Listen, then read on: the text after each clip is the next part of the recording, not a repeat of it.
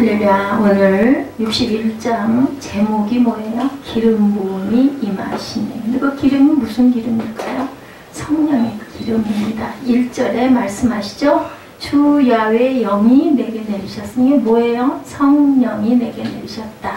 성령의 기름이 부어졌다라는 거. 여러분들 어떤 사람들에게 기름 붓는지 아시죠? 제사장, 왕, 예언자 이 사람들에게만 기름을 붓습니다. 1절은 이사야 선지자가 가난하고 상처받고 포로된 백성을 구원하러 오실 메시아에 대한 그러한 예언인데, 예수님께서 공생애를 시작하실 때 가장 먼저 선포하신 말씀이 두루마리였었죠. 그때는 성경이 오늘 같은 성경책이 아닙니다. 두루마리 양피지에 기록된 이 말씀을 처음으로 선포하시는 내용이 나옵니다. 그래서 나를 보내사 마음이 상한 자를 고치고, 누구를 보내사? 예수 그리스도를 보내셔서 포로된 자에게 자유를, 갇힌 자에게 노임을 선포하며 이렇게 나가고 있죠. 만약에 여러분들 세상에 기름을 다른 말로 영어로 얘기하면 뭐예요? 오일이죠. 오일. 그죠? 만약에 기름이 없다면 세상은 과연 어떻게 될 것인가? 자, 어떻게 변할까요? 세상이. 사무엘아, 기름이 없어. 먹는 기름도 있을 것이고, 그지? 바르는 기름도 있을 것이고, 또 우리가 기름 하면 어떤 것으로 대표가 돼? 우리 지금 여기 뭐 켜져 있어? 불 켜져 있는 우리 동력. 이 모든 것들이 다 기름에서, 발전소에서 발전이 돼가지고 우리 전기가 들어오죠. 그렇게 되면 세상은 어떤 세상이 될까? 사무엘아, 어떤 세상이 될까? 어두운 세상. 도로에 자동차가 다닐까? 못 다녀요. 그렇죠? 그리고 공장들 가동될 수 있을까? 없어. 집에서 음식 만드는 거 제대로 맛있게 음식을 볶아서 먹을 수가 있을까? 안 돼요.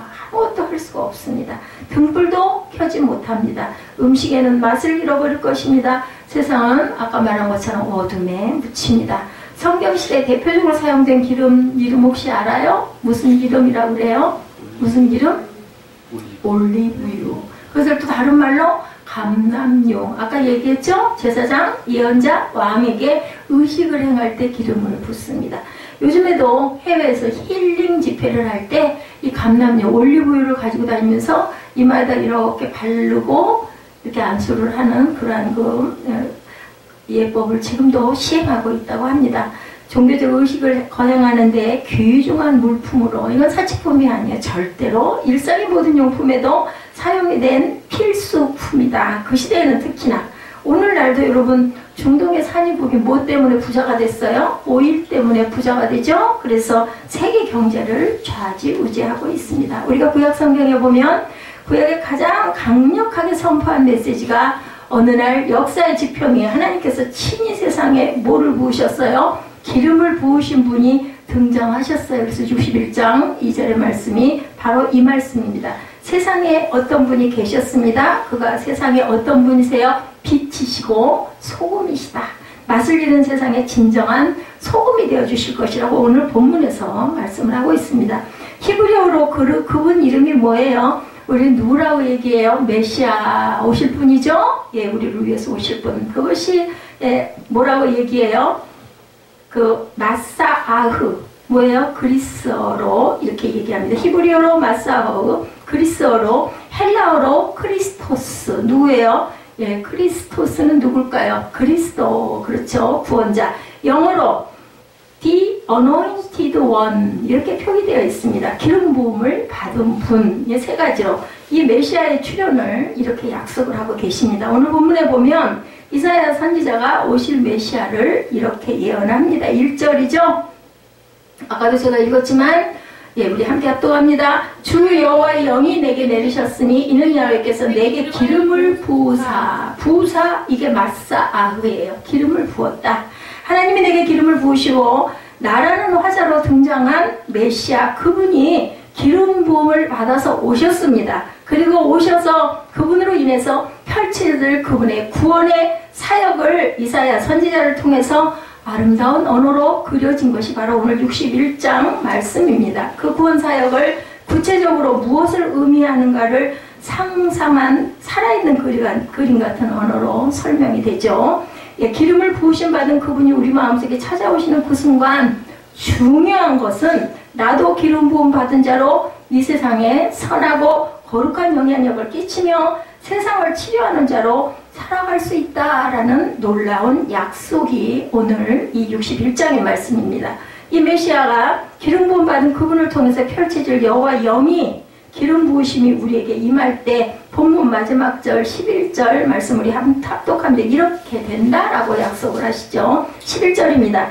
땅이 싹을 내며 동산이 거기 뿌린 것을 움돋게 한 같이 주 야훼께서 공의와 찬송을 모든 나라 앞에 솟아나게 하시리라. 그래서 제가 아까 그 찬양 마음이 상한 자를 고치시는 하나님 이 가사를 잘 기억하시기 바랍니다. 모든 나라마다 모든 삶의 양양마다 찬송이 솟아나는 놀라운 일들이 일어날 것이다. 어떨 때 우리 찬송해요? 찬양 어떨 때예요? 기쁠 때 하죠. 또 때로는 너무 마음이 갈급할 때, 너무 마음이 슬플 때 제 대신 화관을 주시는 하나님이 우리에게 찬양의 마음을 주시죠. 찬양을 하고 나면 마음이 풀리지 않습니까? 여러분들 마음에 기쁨이 넘치지 않습니까? 찬양을 입을 때서 할 때까지가 어렵지 찬양하기 시작하고 찬양하고 나면 회복이 됩니다. 성령의 기름 부으심이 임하심으로 일어날 놀라운 사역에 대해서 말씀을 하시는데 자, 일어날 그 사역이 어떤 것일까? 여호와의 영의 기름 부음이 임할 때 구체적으로 나에게 어떤 사건을 의미할까? 첫째입니다. 상한 마음이 치유를 얻는다. 아까 우리 찬양할 때 그랬죠? 상한 마음을 치유하시는 주님. 마음이 상한 자들, 이 표현이 영어 성경에는 더 broken hearted 이렇게 나왔어요. 우리는 세상을 살면서 숱한 사건을 경험할 때마다 어떻게 해요? 브로큰 하티드 마음이 자꾸 깨어집니다. 상처를 입습니다. 우리가 세상을 살아가는 세월만큼 어쩌면 우리 마음속 상처가 점점 골이 깊어지고 넓어집니다. 우리 얼굴에 나이가 들면 뭐가 생겨요? 주름살이 생겨요. 뭐 요즘에는 뭐 젊은 아이들도 우리 사무엘도 보니까 이마에 주름살이 있는데 이런 주름살이 있기도 해요. 태어날 때부터 어떤 아기는 목에 주름살이 이렇게 헤어있는 이런 갓난아이들도 있기는 합니다. 그리고 또 나이가 들어도 요즘에 주름살을 많이 볼 수가 없어요. 그죠? 뭐 보톡스도 있고 뭐 여러 가지 시술로. 그래서 요즘에는 재밌는 얘기기는 하지만 옛날에는 뭐 아기 그 소녀에서 그 다음에 처녀가 되고 그 다음에 결혼을 하면 아줌마가 되고 그 다음에 할머니가 되는데 요즘에는 그게 좀 바뀌었다고 그러죠. 소녀에서 처녀가 되고 그 다음에는 아줌마 되고 그 다음에는 할머니는 어디로 간 데가 없고 보톡스 아줌마가 된다 이런 얘기가 있기도 합니다. 이렇게 의학의 발달로 인하여서 주름살을 없앨 수는 있는데 우리 마음의 그 상처, 마음에 깨어진 부분들은 치유를 받기가 굉장히 어렵다. 아까 그 마리아 목사님 여러분들 보셨죠? 정말 누구에게 말할 수도 없는 기가 막힌 꼴을 당하고 그것을 극복하고 결국은 누구를 통해서 예수 그리스도의 피의 보혈로 그 모든 것이 씻기고 마음에 무엇을 주세요? 소망을 주시고 용서를 주시고 사랑을 주셔서 결국 뭐 부모님도 다 구원을 받고 용서하는 마음을 주셔서 섬기다 보니까 잘 돌아가시고 그리고 정말 세계적으로 지금 현대 가장 영향력을 많이 끼치고 책도 그 뭐 북스토어에 가면 한쪽 벽면이 완전히 그 목사님의 저서로 가득 차 있을 정도로 귀하게 하나님께서 사용을 하시는데 어땠어요? 기가 막힌 일, 말도 못할 일을 당한 이후에 살아남죠. 뭘로? 하나님의 말씀으로, 하나님의 영으로 기름 부음을 받아서 살아남는 그러한 것이어서 제가 여러분들에게 이건 꼭 보여드려야겠다 해서 같이 영상을 봤습니다. 아까 말씀드린 대로 어때요? 자, 얼굴의 상처는 이렇게 우리가 지울 수도 있는데 마음의 상처는 이제 간단하게 치료가 되지 않습니다. 그런데 복음, 뭐예요? 복음을 영어로 굿 뉴스 이렇게 얘기하죠. 성령의 기름이 부어지면 마음의 상처가 치료된다. 뭐가 부어지면 굿 뉴스가 우리에게 부어지면 성령의 기름이 우리 마음의 상처를 치유한다. 뭐가? 성령께서 그죠? 기름 부음으로. 성령시대 대표적인 기름은 아까도 말씀드렸지만 올리브유, 감람유입니다. 올리브오일로 상비약처럼 가지고 다니면서 곤충에 쏘일 때 이모니 완동통치예요. 그 시대에 먹는 외상, 상처나 또 배탈이 났을 때도 올리브유를 마시면 깨끗이 나았다고 그래요. 이런 유일한 치료제로 올리브유가 아주 귀하게 사용이 됐는데 전에도 제가 아마 10편, 23편 때 이 말씀 드렸을 때 코파리떼 알죠? 코파리떼. 그게 양들의 코로 그렇게 들어가면 그 코를 타고 들어가가지고 뇌까지 들어가서 양들이 미치는 사건이 일어난다고 그래요. 그러면 너무 괴로우니까 양들이 그냥 그만 땅바닥에 둥글고 막 뒹굴뒹굴 굴르고 막 아주 발작을 일으키면 이 목자는 이 감람류를 가지고 다니다가 코파리 그 때가 들어간 그 양의 코에다가 그걸 기름을 부어준다고 합니다. 그래서 그 기름이 부어져서 들어가고 나면은 한참 후에 양은 아주 편안해진다고 그래요. 그 치료를 받는다고 합니다. 사람들도 이 코파리 떼들이 그렇게 공격을 많이 하기 때문에 이 감람류가 굉장히 그때는 필요했다고 합니다. 시편 23편 5절에도 뭐라고 얘기해요? 주께서 내 원수의 목전에서 내게 상을 차려주시고 기름을 내 머리에 부으셨으니 내 잔이 넘치나이다. 제가 4년 전에 이 사순절 기간을 맞이하면서 또 우리가 14일부터 제 수요일이 시작됩니다. 그래서 사순절에 들어가는데 40일이죠. 들어갔는데 제가 사순절 기간에 항상 이 23편 5절을 늘 입술로 고백을 했습니다. 주께서 내 원수의 목전에서 내게 생을 붙으시고 기름을 내 머리에 부으셨으니 내 잔이 넘치나이다. 그때는 그럴 수밖에 없을 만큼 이 말씀이 저는 이 말씀을 붙들고 살았습니다. 나라는 존재에 성령의 기름이 부어지면 놀라운 힘도 놀라운 능력도 놀라운 축복도 생긴다라는 거죠. 주께서 내 머리에 부으시니 당연히 내 잔이 넘치죠. 그죠? 사역자들이 붓는데도 내가 복을 받는데 하나님께서 내 머리에 기름을 성령의 기름을 부으시면 당연히 내 잔이 넘치지 않겠습니까? 여러분들 옆에 있는 자녀분들 배우자에게 자 머리를 이렇게 쓰다듬어 주시기 바랍니다. 주께서 네 머리에 기름을 부으니 성령이 넘치리라 라고 여러분 축복하시기 바랍니다. 서로에게 머리를 향하여서 이렇게 축복을 하시고 마음으로 상상하세요. 우리가 뭡니까? 예, 제가 9시 예배도 말씀을 드렸지만 안수받는 걸 그런 마음으로 받으세요. 주의 종이 대단치 않든 대단하든 믿음을 가지고 하나님이 성령이 대신 손을 얹어서 기도한다라고 그리고 선포하는 주의 종의 그 선포를 그대로 받아들이시기 바랍니다. 그러면 뭐예요? 내 잔이 넘치나이다. 아멘? 네, 이사야 66장 이사야서가 몇 장이에요? 66장까지 있어요. 사무엘 뭐하니? 자, 66장 전체는 또 줘라. 응? 그 시대 상황 속에서 주저앉고 낙심하고 상처받고 지쳐있는 백성들에게 주시는 치유의 선포예요. 이사야 그 장 1장에서 66장 전체가. 자, 성경이 몇 권이에요? 66권이에요. 이사야서가 몇 장까지? 66장까지 있어요. 공통적이죠? 좀 그렇죠? 예, 그렇습니다. 시작되는 1장에 하나님의 선포. 우리 이사야 1장 6절 볼까요? 뭐라고 말씀하셨나? 이사야 1장 6절. 자, 사무엘아 성경을 부지런히 자꾸 따라와. 자, 이사야 1장 6절. 자, 시작. 발바닥에서 머리까지 성한 곳이 없이 상한 것과 터진 것과 새로 맞은 흔적뿐이거늘 그것을 짜며 싸매며 기름으로 부드럽게 함을 받지 못하였도다. 자, 이 상한 것과 터진 것과 얻어맞은 흔적 이 모든 것을 그저 기름으로 싸매고 부드럽게 하지 못하면 얼마나 아프겠는가. 기름이 임하지 않은 인생, 기름을 경험해보지 못한 인생들의 머리끝부터 발끝까지 상한 것이 없이 꿈틀거리는 고통스러운 모습들을 1장 6절에 이렇게 묘사하고 있습니다. 그런데 성령의 기름이 부어지면 고통과 상한 회복이 일어난다. 예, 이 말씀이에요. 그래서 우리는 이 놀라운 은혜를 사모하며 부르는 가스펠송, 아까 여러분들 함께 저와 함께 예, 말씀 들어가기 전에 찬양했었죠. 마음의 상한 자를 고치시는 주님 누구세요? 하늘의 아버지 날 주관하소서. 우리를 주의 길로 인도하사 자유케 하소서. 새 일을 행하사 자유케 하소서. 의에 줄이고 목이 마르니 성령의 기름 부으소서. 그렇죠. 성령의 이름을 우리가 사모하셔야 된다는 거죠. 오늘도 성령의 기름 부으심이 일함으로 치유의 역사, 구원의 역사, 권능의 그 임재가 이루어지시는 저와 여러분 되시기를 주의 이름으로 축복합니다. 오늘은 더구나 성찬일이죠. 항상 무엇을 임할 때 그 마음을 가지고 임하세요. 아까 옆 사람에게 축복을 할 때도 주의 기름이 부어지나이다 라는 것을 전심으로 상상하면서 축복을 하면 우리는 다 왕같은 제사장들이기 때문에 그 축복이 임합니다. 근데 뭐 그냥 하려니까 한번 하지 뭐 이런 마음으로 하시지 마시기 바랍니다. 여호와의 거룩한 영이 임하면 첫째 뭐라 그래요? 예, 상한 마음의 치유 약속하셨죠. 두 번째로 포로된 자가 자유를 얻는다. 자, 이사야 선지자가 전한 복음이 계속됩니다. 마음이 상한 자를 고치실 뿐 아니라 포로된 자에게 자유를, 그리고 갇힌 자에게 뭐를? 노임을 선포하고 있습니다.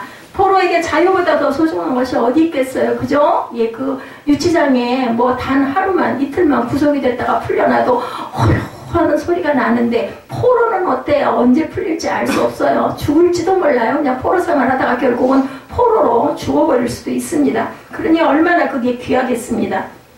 귀하겠습니까? 갇혀있는 자에게 노임보다 귀한 것은 없습니다. 사람은 가둬놨어, 방에다가. 예, 그런데 놓여줘. 이제 네 마음대로 다니라 하면 정말 그래서 세상에 있는 새를 풀어주는 그런 일들도 있다고 그러죠. 그리고 뭐 고기를 잡아가지고 도로 놔주고, 그죠? 그런 일들도 한다고 합니다. 그런데 구약 성경에 보면 하나님께서 그 시대에 갇혀있고 포로된 자들에게 실제적으로 더 자유를 경험할 수 있는 놀라운 은혜의 장치 하나를 만들어 주셨어요. 여러분들 혹시 아시겠어요? 그때를 가리켜서 하나님의 무슨 해? 은혜의 해라고 성경은 증거합니다. 본문 2절이죠. 우리 함께 읽어볼까요?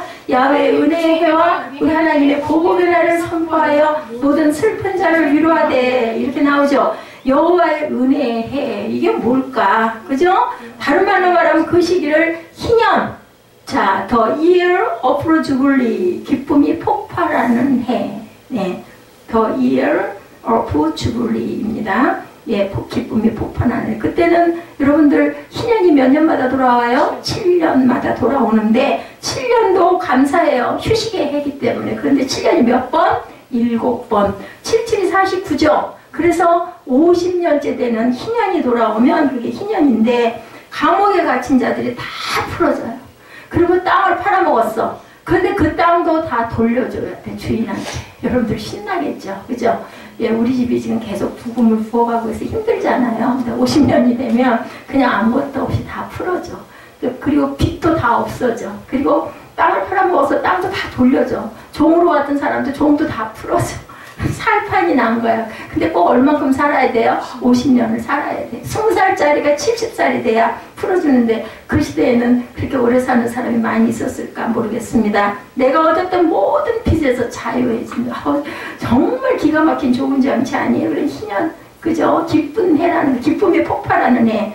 종도 놓아주고 팔았던 땅도 돌려주고 빚도 다 없어요. 이제는 아무것도 없어.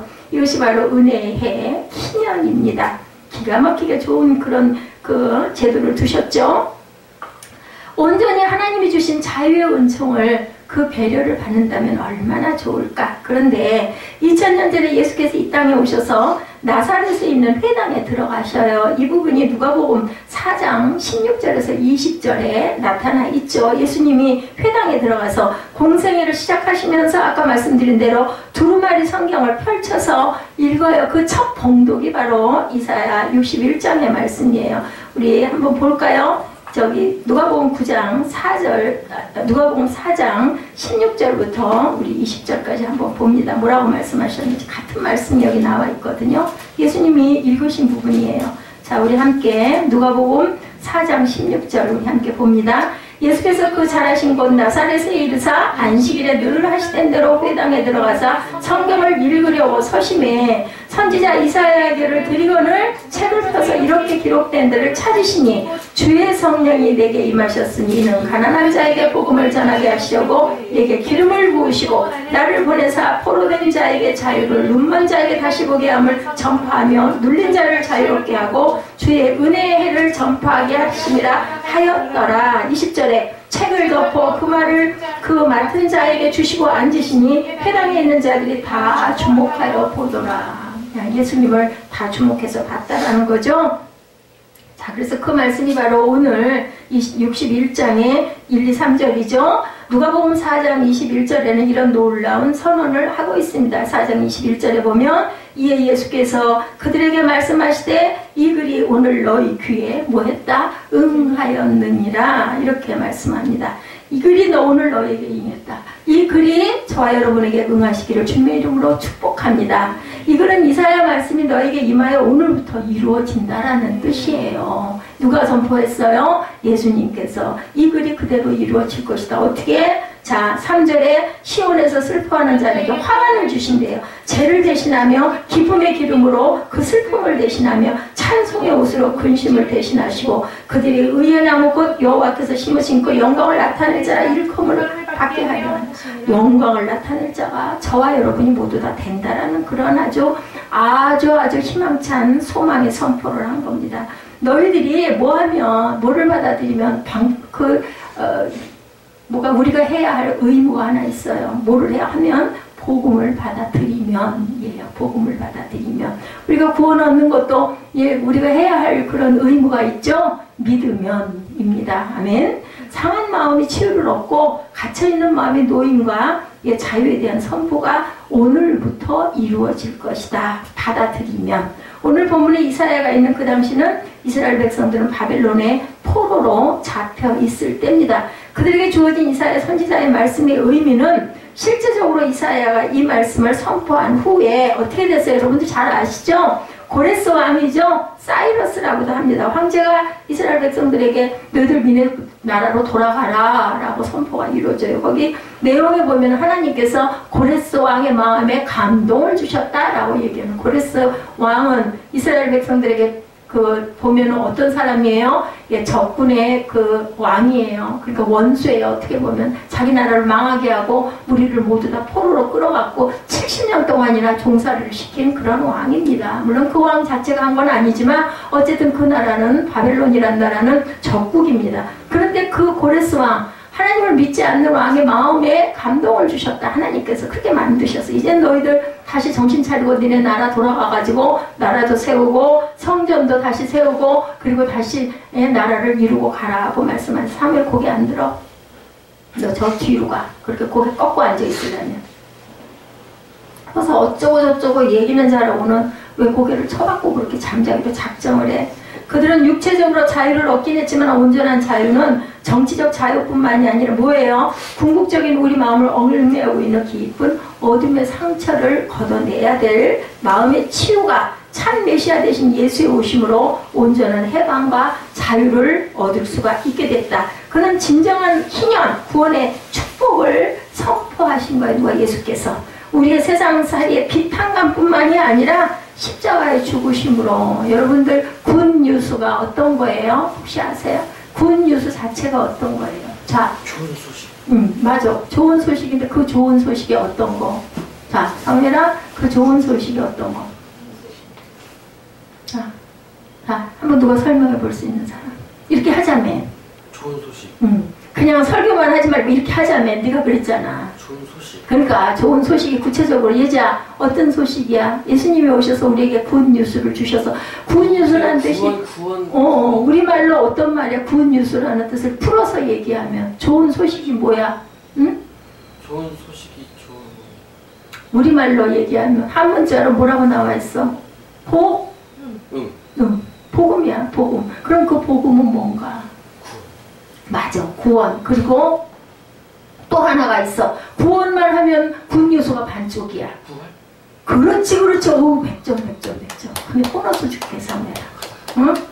굿뉴스는, 복음은 구원과 부활이야. 구원만 있고 부활이 없으면 예수를 믿을 필요가 없는 거야. 그치? 알았지? 무슨 말인지. 역시 우리 사무엘은 대단해. 어쩌고 저쩌고 하길래, 아까 쫓아와가지고 하길래 내가 그랬어요. 네가 해. 네가 해. 무디 같은 목사님도 아주 젊은 시절부터 명설교자가 됐거든. 그러니까 뭔가 좀 2% 부족하다. 그러면은 하다가 안 돼. 내가 하지. 근데 내가 하는데 누구한테 허락을 받아야 될까? 누구한테 허락을? 하나님한테 허락받으면 돼. 무슨 말인지 알겠어요? 이렇게 하자면 눈 맞추면서 굿뉴스가 바로 부활과 구원이다. 먼저 구원은 뭘로 구원을 받는다고? 믿음으로. 복음을 믿음으로. 믿지 않으면 구원을 받을 수가 없어. 그 다음에 또 뭐를 믿어?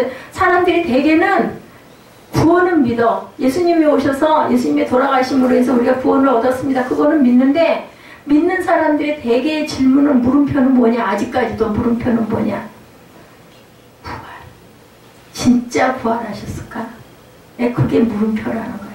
근데 그걸 믿지 않으면 성경이 여러 곳에 증거를 하고 있거든. 그러니까 우리는 복음을 믿어야 되잖아. 복음이라는 게 뭐야? 성경 66권이 복음이야. 그거를 믿지 않으면 예수를 믿는 게 아니야. 근데 성경 66권 안에는 전부 다 나와 있는 게 구원과 부활에 대한 말씀만 나와 있어. 그럼 그거를 안 믿으면 예수를 믿는 게 온전히 믿는 게 아니다.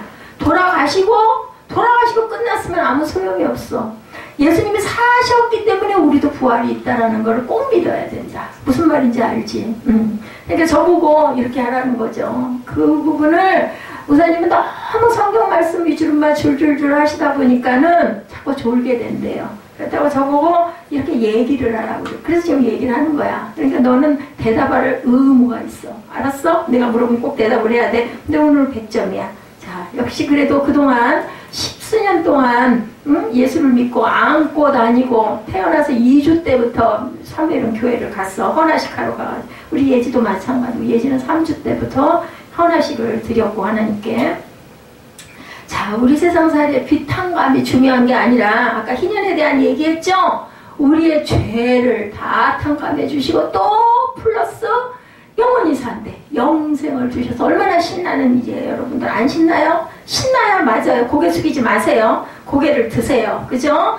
더 나아가 그는 사단마귀에 눌린 자들을 예수 이름으로 축사하시고 눌린 사람들을 축사했어. 축복 기도를 하시고 자유하게 하는 일들을 행하셨다. 아까 희년에는 모든 죄도 모든 빚도 그저 모든 종살이도 다 풀려나가는 것도 중요하지만 그건 우린 육신적인 세상적인 것이고 그것뿐만 아니라 우리 죄도 다 풀어주시고 그 다음에 너는 영원히 살리라 라고 축사를 했다는 기가 막힌 일이에요. 그 예수님의 공상의 사역에 어떻게 했어요? 많은 치유를 하고 다니시죠. 다니시면서 귀신 들린 자 쫓아내고 안전병에도 일으켜 세우시고 물도 포도주로 막 변하시고 오병이어의 기적도 일으키시고 계속 축사하고 다니시면서 그것을 몸소 행하셨다. 기독교 치유의 전통 속에는 기름을 바르면서 축사하는 전통이 아까 말씀드렸던데 지금도 외국에는 많이 힐링 집회 때마다 이마에다가 이렇게 기름을 감람유로 바른다고 합니다. 기름을 바른다는 게 뭐 꼭 그걸 발라야 어떤 역사가 일어난다 안 일어난다 그것의 논란이 중요한 게 아니라 하나의 귀한 성스러운 의식으로 그렇게 행하고 있다는 거죠. 야고보서 5장 14절 봅니다. 사무엘이 앞으로는 탁 소망이 생기면 탁 자막을 탁탁 띄워 옛날처럼 그러면 이제 시간이 안 걸리고 일부러 안 찾아도 탁 읽으면 돼. 근데 장단점이 있어. 내가 찾아서 읽으면 성경도 빨리 찾게 되고 더 집중하게 되는데 그냥 자막 보고 읽으면 그냥 읽고 넘어가는 게 있거든요. 야고보서 5장 14절입니다. 너희 중에 병든 자가 있느냐? 그는 교회의 장로들을 청할 것이요. 그들은 주의 이름으로 주의 기름을 바르며 기도할 때 여기 나오죠? 주의 이름으로 기름을 바르며 이런 게 나오기 때문에 그냥 성경 내용 그대로 기름을 바르면서 기도하고 축복을 해주신다. 그래서 실제로 지금도 그렇게 해외에 가면은 그런 집회들을 많이 한다고 합니다. 우리나라는 모르겠어요. 그렇게 하는지 어떤지. 성령의 기름 부으심이 임하시면 상한 마음이 치유되고 눌려있는 갇혀있는 마음들이 다 치유가 된다. 자, 놀라운 그 치유의 역사, 자유의 역사가 임해주신다라는 거예요. 성령의 기름 부으심이 임하면 오라고 그랬어요. 아까 첫 번째 상처가 치유된다. 두 번째 지금 말씀드렸죠. 포로된 자가 자유를 얻는다. 세 번째 슬픈 자들이 기쁨을 얻는다. 슬플 때 기쁨보다 좋은 건 없잖아요. 포로된 사람이 해방되는 것보다 좋은 건 없잖아요. 근데 아픈 상처도 치유하고 포로가 자유를 얻게 돼서 포로에서 풀리고 그 다음에 그러니까 슬픈 자들은 기쁨을 얻게 된다. 우리 2절에 보복의 날 나와 있죠. 본문 2절에 보면은 보복의 날 나와 있죠. 우리 하나님의 보복의 날을 선포하며 2절 중반에 그렇게 나와 있습니다. 주님은 은혜를 주시고는 계시지만 은혜의 수용을 거부하고 대적하며 에이 뭐 그런 게 있겠어. 그러면 주님이 다시 오실 보복의 날이 임할 것이라는 선포예요. 하나님께서는 사랑의 하나님이기도 하지만 사무엘아 무슨 하나님이기도 해? 공의의 하나님이기도 하다. 눈 감고 고개 내리지 마. 아까 많이 피곤하다고 그러던데 이해는 하겠는데 조금만 참아. 다 끝났어. 자, 그렇게 보복의 날을 임하게 될 것이라는 걸 너희들 생각하라고 말씀을 합니다. 그래서 2절 마지막에는 모든 슬픈 자들이 위로를 받는다. 그러니 여러분들 조금 견디고 참았다가 위로를 받는 게 좋겠어요? 보복을 받는 게 좋겠어요? 뭐 바보도 알죠? 이거는 3절에는 뭐라 그래요? 이 세상에서 받을 수도 없는 것이 바로 놀라운 기쁨, 희락, 찬 찬송에 대해서 말씀을 하고 있습니다. 3절에 뭐라고 말씀하세요? 무릇 시온에서 슬퍼하는 자에게 화관을 주어 그 죄를 대신하며 기쁨의 기름으로 그 슬픔을 대신하며 찬송의 옷으로 그 근심을 대신하시고 그의 의의 나무꽃 야곱에서 심으신 그 영광을 나타낼 자라 일컬음을 받게 하려 하십니다. 얼마나 귀한 말씀이에요. 그냥 읽기만 해도 저는 너무너무 신나던데 여러분들 안 그러세요? 이제 우리는 구원을 받는다는 것을 막연하게 생각하지 말자. 아멘? 아멘.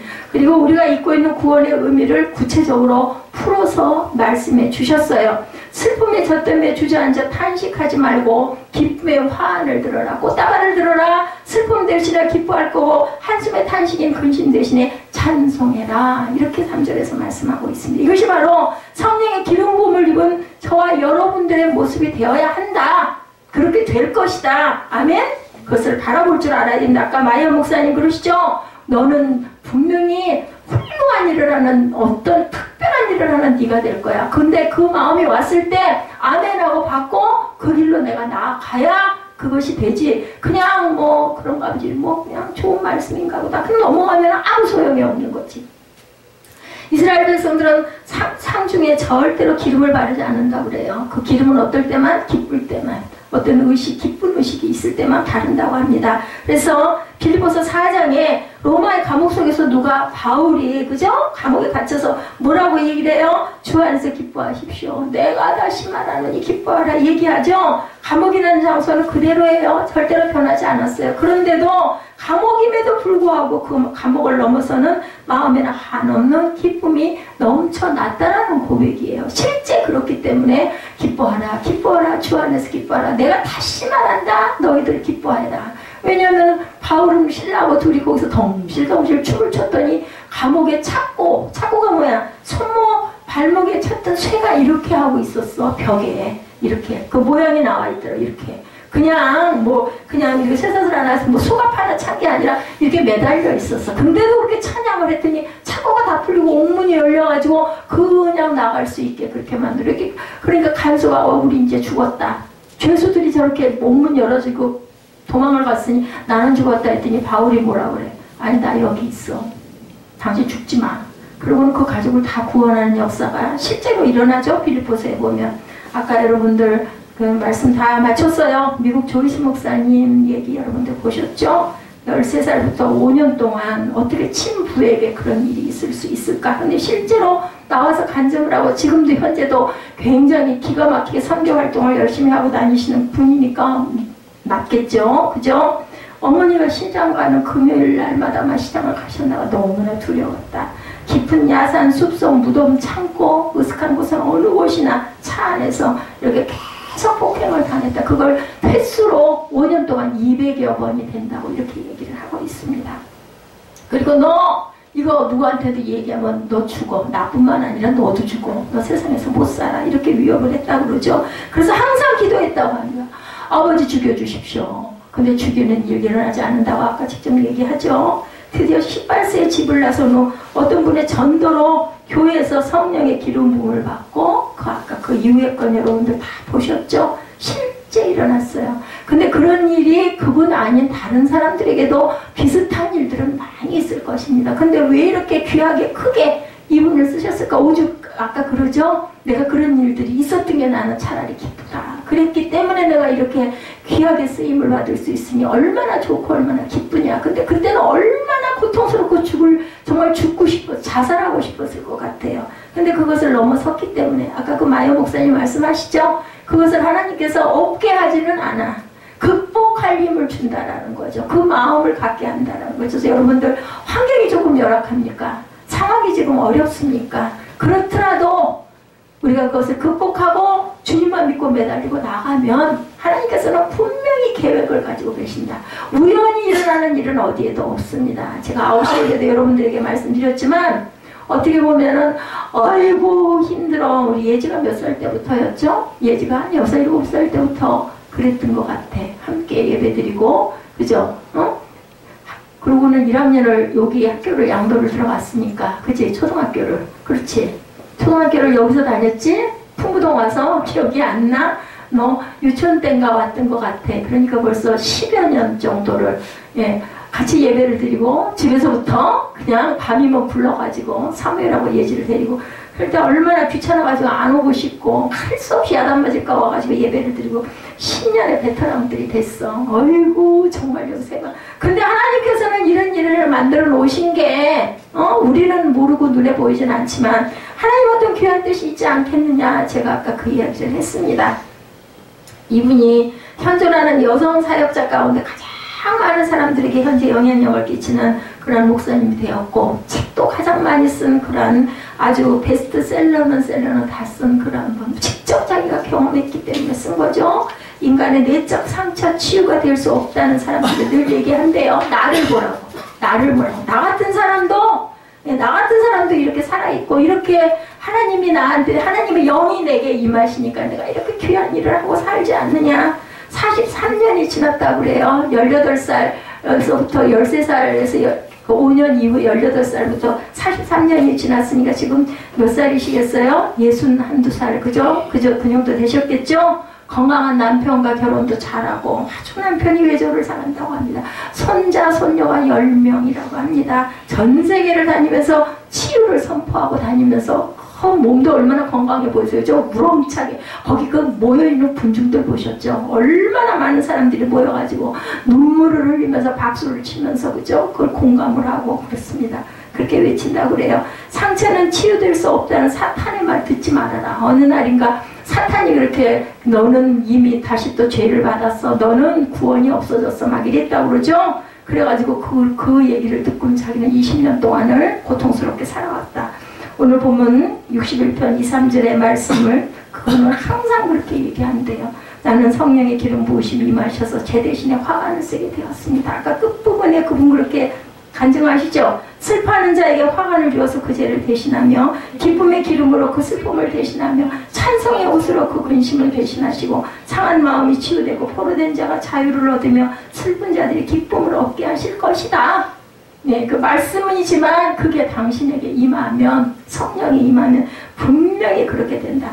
나를 치유하신 하나님이 나를 치우신 하나님이 성령을 당신들에게도 부어주셔서 뭐하는 자에게? 복음을 믿는 자에게, 그것을 고백하는 자에게, 그것을 사모하는 자에게, 그것을 바라보는 자에게 하나님께서는 분명히 당신에게 임한다. 이게 우리들 사람과 사람 관계에서 내가 그 사람을 보고 싶어하고 내가 그 사람하고 만나고 싶어하고 내가 그 사람을 찾아가고 자꾸 전화하고 그죠? 뭐 카톡을 하고 그렇게 해야 그 사람이 나를 쳐다보지 그냥 마음만 갖고 가만히 있으면 옵니까? 똑같습니다. 하나님의 방식도. 이 성령의 놀라운 은혜가 여러분들 가운데 충만하게 임하시기를 주님의 이름으로 축복합니다.